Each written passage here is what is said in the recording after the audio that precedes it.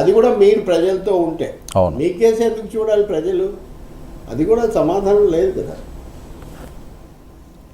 So దేవుడు ఆగ్రహాన్ని తెప్పిస్తున్నారట వీళ్ళ పనులతో.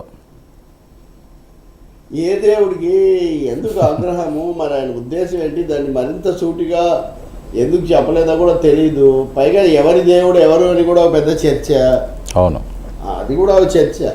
ఎంత చర్చ అంటే వర్మ సజ్జల రామకృష్ణారెడ్డి ఒక ఇంటర్వ్యూ ఇచ్చారు. ఆ ఇంటర్వ్యూ ఇచ్చినప్పుడు ఆయన వెనక ఏవో మత చిహ్నాలు ఉన్నాయంట. తర్వాత ఎడిట్ చేసి వాటిని తీసేశారంట. దీన్ని షూట్ చేసి ఇంకొక ఛానల్లో టీడీపీ అనుకున్న ఛానల్లో అదొక చర్చ. అంటే ఎక్కడికి పోతూ ఉంది అసలు మనది సుప్రీంకోర్టు విచారిస్తూ ఉంది. కాబట్టి ఏదో ఒక విధంగా దేవుడు ఏదో మా పక్కన ఉన్నాడంటే మా పక్కన ఉన్నాడని చెప్పుకోవడానికి చాలా హడావుడి ఎక్కువైపోయింది. ఇప్పుడు అసలు మేమే దేవుళ్ళం అనుకున్న కాలం కూడా ఉంటుంది దేవుడు అని. ఇప్పుడు పవన్ కళ్యాణ్ భక్తులు ఆయన దేవుడు అని, జగన్ భక్తులు ఆయన దేవుళ్ళు అంటే ఇదే కదా సమస్య. కాబట్టి దేవుడికి కోపం సులభంగా వస్తే ప్రపంచం ఇలా ఉండదని భక్తులందరూ నమ్ముతారు.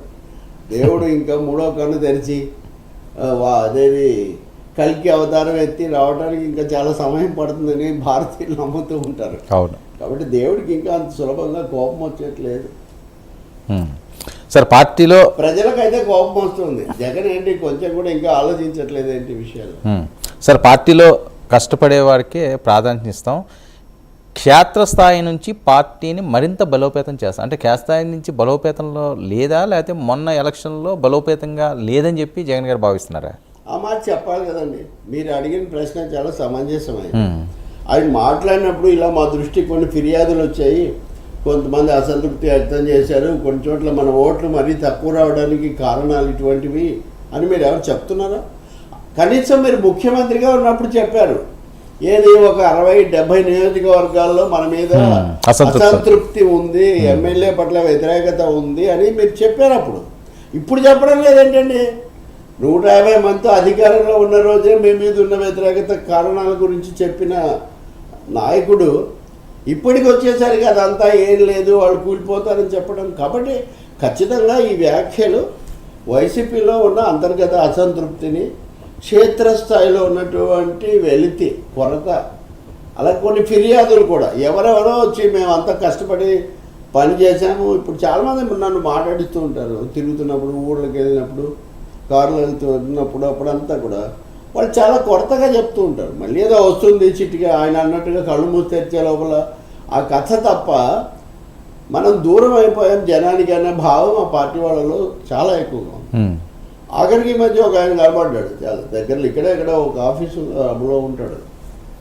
మాకు అందరికీ ముందే తెలుస్తారు ఇలా జరుగుతుందని, మాకు దూరం ఎంత పెరిగిందో మేము గమనించామని వాళ్ళు చెప్తున్నారు.